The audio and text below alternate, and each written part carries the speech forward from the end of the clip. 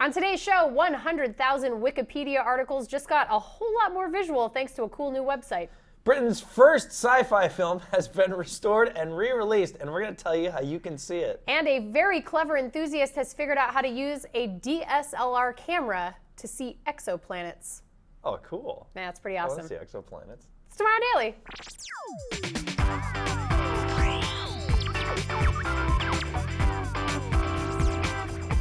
Greetings, citizens of the internet. Welcome to Tomorrow Daily, the best geek talk show in the known universe. I'm your host, Ashley Scarlett. Join me as always, Kill Anonymous. Real quick before we get to stories, every single time there's that break, that little intro break with the music, Ashley always says a joke and I have to do my hardest not to laugh when we come back.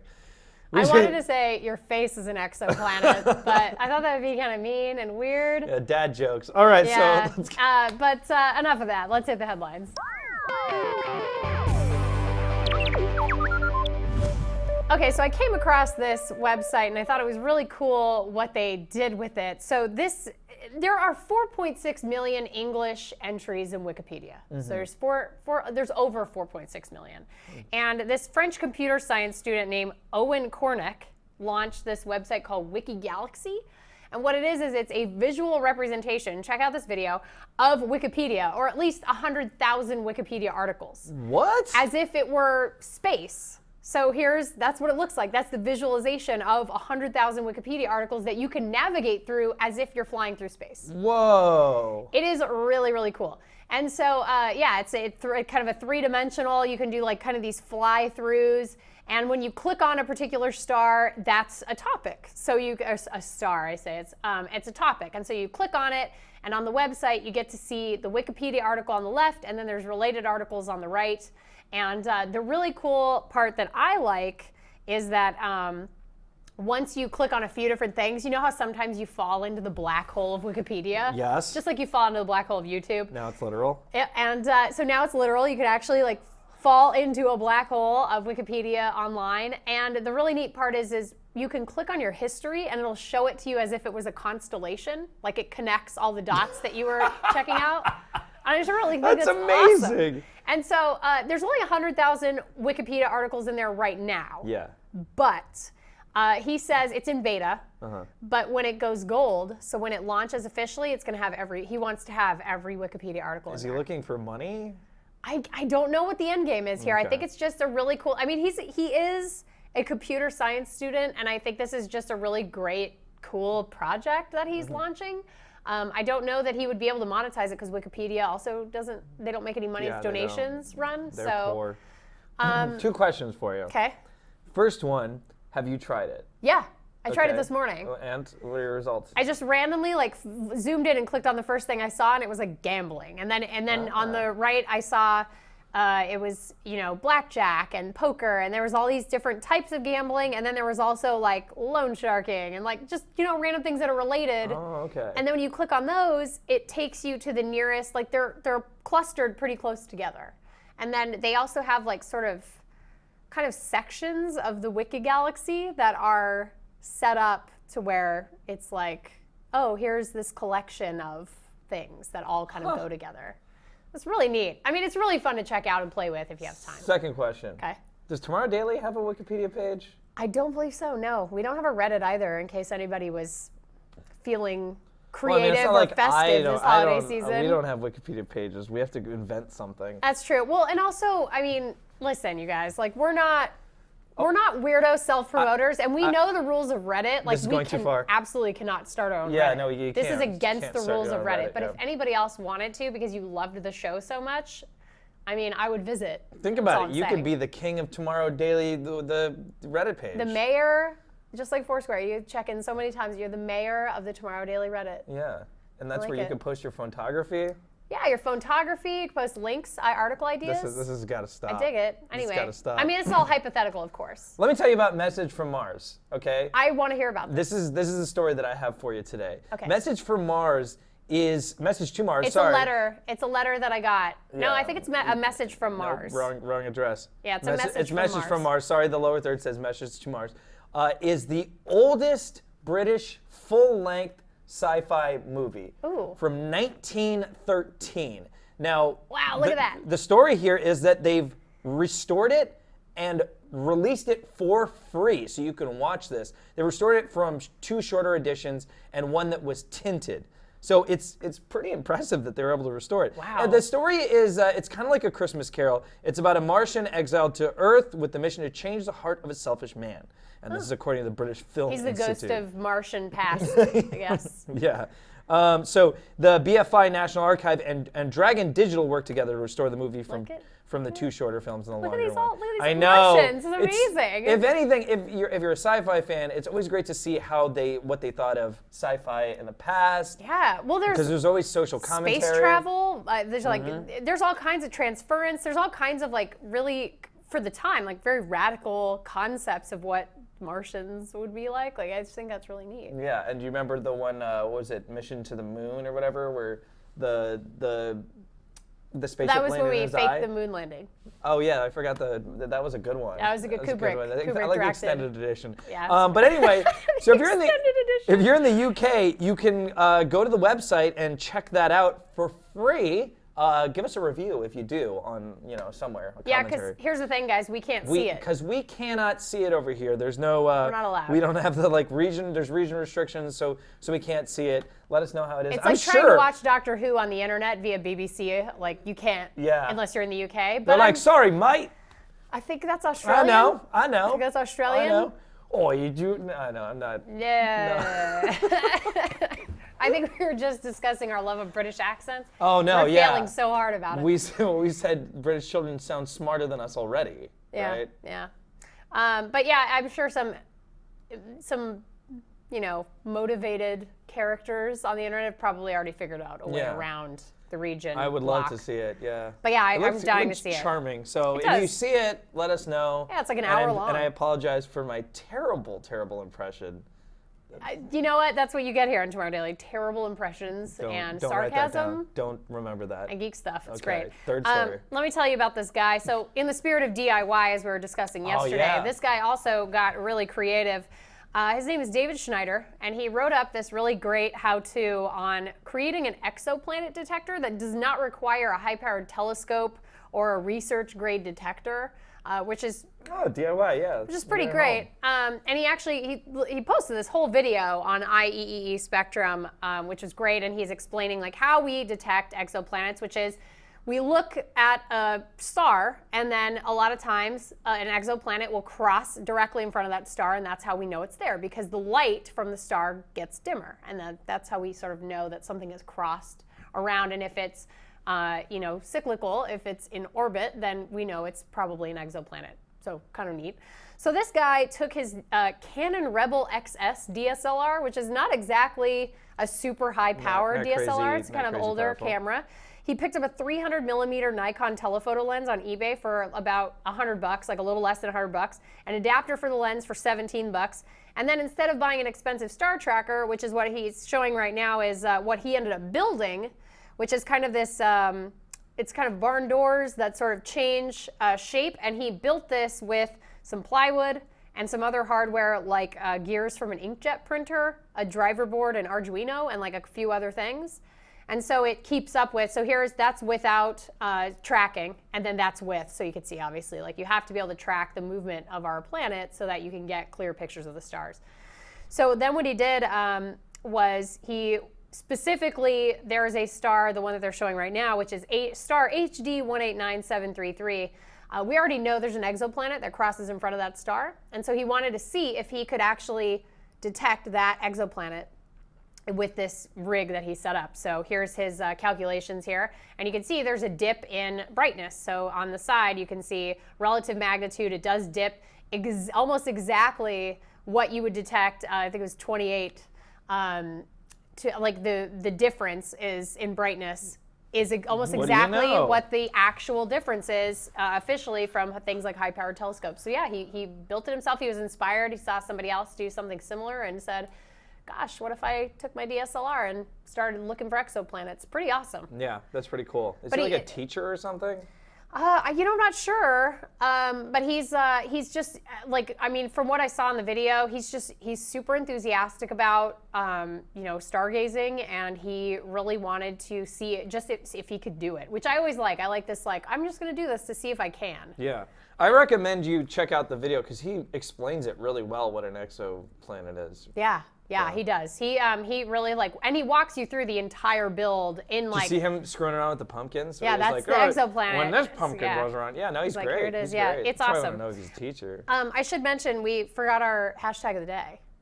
What is that? Which is a really good one. Our question of the day. Our hashtag of the day is TD Sci-Fi. TD Sci-Fi. Okay. And the question is, if you could remaster or even reboot a sci-fi movie before 1980, what would it be?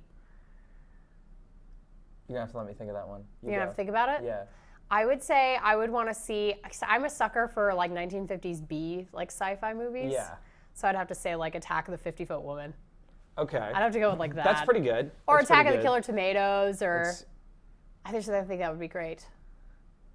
It's just restored, not being remade? I don't want to go with reboot. I want to say restored into 4K. If we could just restore any old sci-fi, what would it be? No, Metropolis. Oh, that's a really good one. That might be, because they just restored it or whatever. Yeah, I think they I'd go with a remake. There's the classics. I'd go with a remake, but indie, indie remake, so that it's not screwed up by the machine. By the man. Big studio. We don't want to ruin it. Let's We see want to give it to the man to ruin it. Yeah. I like it. Make it indie. Make it mumblecore. All right, good mumblecore. Okay. Mumblecore Metropolis. That's what we're getting out of the show today. We're going to take a quick break. We'll be right back. We have a pretty delightful set of new releases this week, and then your user feedback. So don't click away. It's Tomorrow Daily. Und jetzt der Verkehr. Vorsicht, liebe Autofahrer, auf der A3 Oberhausen Richtung Arnheim ist die linke Spur aufgrund eines UFO-Absturzes gesperrt.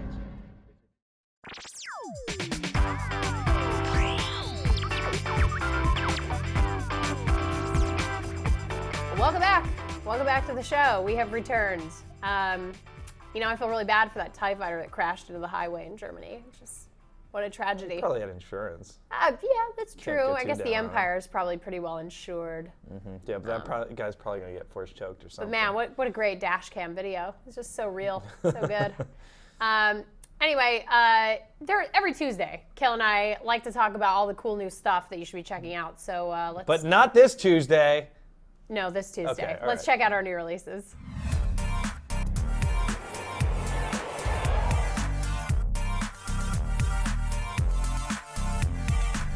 I love this show so much. Okay, so let's talk about Elite Dangerous. This is finally out. This is it's available today for PC, and this is a sandbox MMO. It was actually a Kickstarter. They all right. crowdfunded £1.5 million British pounds for this game, so they made a lot of money. And it took about 2 years of development. It's very kind of open world, sandbox, space exploration. I believe, if I'm not mistaken, I could be wrong, that this is the game that I played while I was at E3 on Oculus Rift. So, the one that everybody played that was you're in a It was fighter like a pilot, dogfight, a space dogfight. I think this is the game I played. It looks very, very familiar, and I want to say this is the game I played. And What's the gameplay in this trailer? Well, so this is the game. This is what it looks like. And apparently, so I've heard, and please correct me if I'm wrong, but I believe if I read this correctly, you can actually, if you have the video capability and all of the hardware that can support it, you can play this game in 16K. Oh. It's a crazy, you can play with a big grid of screens and play really high def. Wow. But anyway, yeah, there's a whole bunch of star systems, lots of exploration. Yeah. It's a very kind of open sandbox game. You kind of make your own content out of this. And I think a lot of people are really excited about this and Star Citizen, which I know my husband is mega excited about. Yeah, he never geeked out stops with me talking on it, about it. yeah. Yeah, he's Still super. talks about it? Every day I have to hear about Star Citizen. And I mean, it's really exciting. All And right. Space games, good space games are really hard to find, especially ones that are kind of like this where you're dogfighting and doing all this cool stuff. So I think that this looks awesome, and you can finally check it out. It's officially 1.0, so this is their official release. You can go. Well, that's a big congrats then. Yeah, you can go pick it up. So that's pretty cool. And then also Loadout, which came out earlier this year on PC, is now available for PS4. And I believe PlayStation Plus gets a special like God of War almost looking like skin that you can use. But anyway, this game is super gory. Oh, and yeah. insane. You and bust holes through people and yeah, stuff, and right? you like make crazy guns. Like all of it is about like gun customization and these like wacky characters. Like there's a scene in this trailer that has like somebody gets their arm blown off and it's just like gushing blood like in the Addams Family. Oh, Or yeah. the Shakespeare thing, and it's just bleeding everywhere. I love that weapons crafting. That sounds pretty cool. Yeah, like this is a really fascinating game that just looks fun. Like it looks funny and fun, and it kind of, it puts the fun in funeral, I guess. Like Looney Tunes, directed by Quentin Tarantino. Look at PewDiePie says hottest game of the universe. I don't know what that means. That doesn't mean anything, PewDiePie. I don't know what that means, but it sounds exciting, and it was in all caps, so obviously he meant it. What's up, bros? He was serious. But yeah, so it looks really fun. So if you have a PS4, you can check out Loadout. And then, of course, the big movie released this week is The Hobbit, The Battle of the Five Armies, which is a lot of the. I'm going to see it tonight. Are you? It is a lot of the. It's a lot of the Hobbit, The Battle of the Five Armies. It's the. So yeah, this I'm is. going to see it tonight. IMAX 3D. Oh, really? IMAX. 60 frames per second. 60 FPS. Also, they give you a massage while you're watching it. Like No, they that's don't. full bore. That's not true. That's a lie. I'm so excited for this thing to finally end. I think a lot of people feel that way. I just want it to end. People are like, it's just, when is it going to be over? Like, this is exhausting. I'm excited about the finale. I've been excited about the finale since the first one started. The Hobbit. The first 5 minutes, I'm like, ooh, I can't wait for the last one. That's really depressing, but also I'm excited. I think maybe you're not alone. But that's in theaters starting tomorrow, officially. Tonight at 7 p.m. Yeah, well, for you. For Mr. LA. Mr. Cool LA Hollywood premiere invite man. But yeah, those are your new releases this week, so make sure you check out some of that stuff if you're so inclined. And on that note, we got to talk about our user feedback. So I have to apologize. Oh, I didn't that's not get a good start. to the TD Pyro tweets that you guys set up last Tuesday. Yeah, that a was week mean. ago. That was mean, A yeah. week ago. So I decided to do that and TD DIY today. So Oh. TD Pyro, we asked you guys what you'd want to shoot. Well, you and Logan asked what you'd want to shoot out of here if you had. Logan said ice, I said air. Okay, those are we're pretty good. Those are pretty airbenders, good. really. And then, so we had Mohammed write to us and say, I'm surprised Kale didn't say he wants to shoot pizza from his arms. Look at the. And I love this, like pizza, no pizza, pizza box, pizza slice. Wow. It's perfect. Good find. I like that. I like that. That is exactly what those Sony icons mean. That's what those symbols mean. I'm sorry, Mohammed, I let you down. it's- More importantly, I let pizza down. You did. You let down pizza. Ryan wrote to us and said, I would want the ability to dispense fresh coffee out of my wrist to help me survive finals. I think a lot of people agree with you. This is like finals week for a bunch of people, including And then- producer Logan. Yeah, finals, woof. Yeah, I don't agree. I'm glad. Kayla and I were just saying, we're glad we're out of that. Yeah, no We're glad we're finals old for people me. who have finished that business. And then you can open a Starbucks afterwards and dispense the coffee. Just make a couple extra bucks. We're pretty good. Need a few ladies. Our friends at Illusionist, the creators of Pyro Fire Shooter, said, thanks for the feature, guys. Wait till you see what we're up to next. Uh-oh. So now I'm a little frightened, but excited.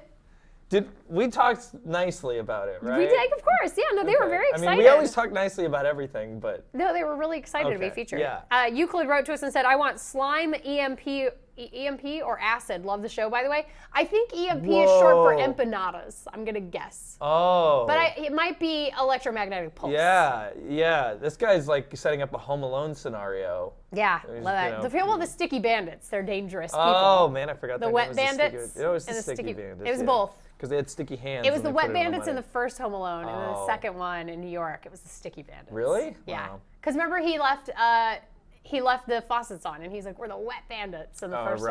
Right. I like Home Alone way too much. I guess so. And then Joshua wrote to us and said, a glove that can shoot lasers. I just really like. It's just lasers. Yeah. So those are your TD Pyro tweets. And then TD DIY, we asked you guys what you could make with household items. And you guys came up, okay, as we say, you guys are way smarter than us. These are really good. I said a learning chamber, and you said... I said it's Samus hand cannon. Oh. With like rubber band shooter, like a okay. rubber band All right. gun. Pin wrote to us via email and said, low orbit satellite launch platform used 4 sets of helium-filled heavy-duty garbage bags attached to 4 corners of a large steel cabinet door from which to launch a large model rocket whose payload is a smartphone with a webcam app. Rocket launcher is triggered by a pressure gauge used as an altimeter to measure platform height.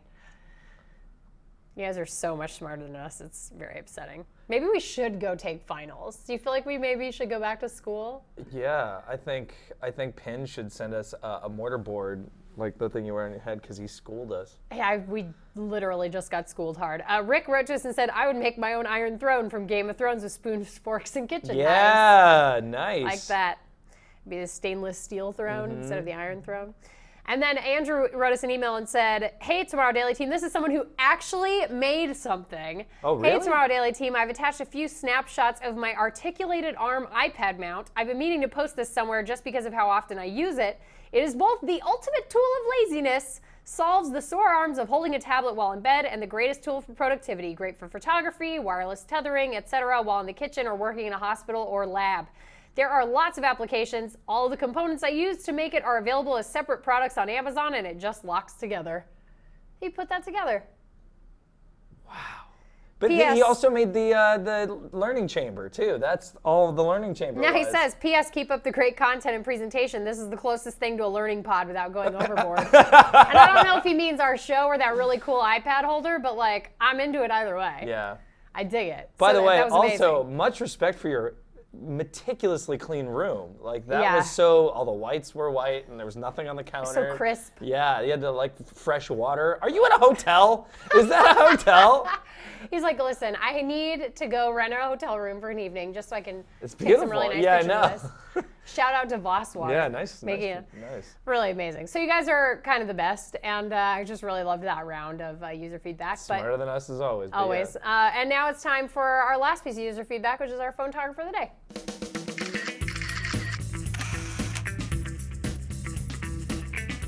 So this comes from Glenn K, and he says, I like new perspectives. That explains why I like your show. I often snap perspective shots just to see things in a different way. I uploaded 2 new photos to my folder dedicated just to Tomorrow Daily on Box. Whoa. The first shot is winter needles. That's on the left there. Yeah, Logan's got it in full screen. I had a coffee and bagel in my hands when I saw the frosty needles in a tree, and I just took the photo with one hand. I didn't check the shot until later and was more than happy when I saw how well it came out. That's really nice. Looks That is good. really cool. He says the second shot, 3D vase, was just vase. 3D vase. 3D vase, yeah, I get a vase. Was just me putting my phone into a 3D printed vase and taking a shot.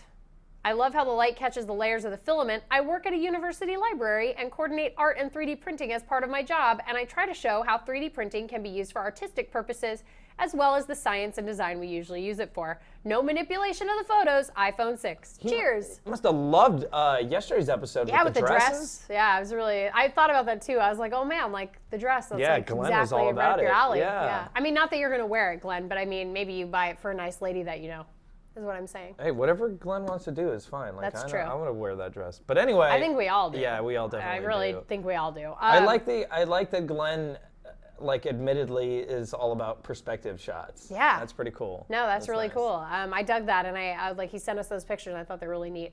If you guys want to have your picture considered for photography, you can email us tomorrow@cnet.com. Send us a link to your picture. Tell us a little story about it, what you shot your picture with, and all that jazz. And if you want to send in your user feedback, your hashtag of the day, you can do that too. If you absolutely hate email, that's cool because we use social media, and you can find us at Tomorrow Daily on Twitter, Facebook, and Instagram, or Tomorrow Daily TV over on Google+.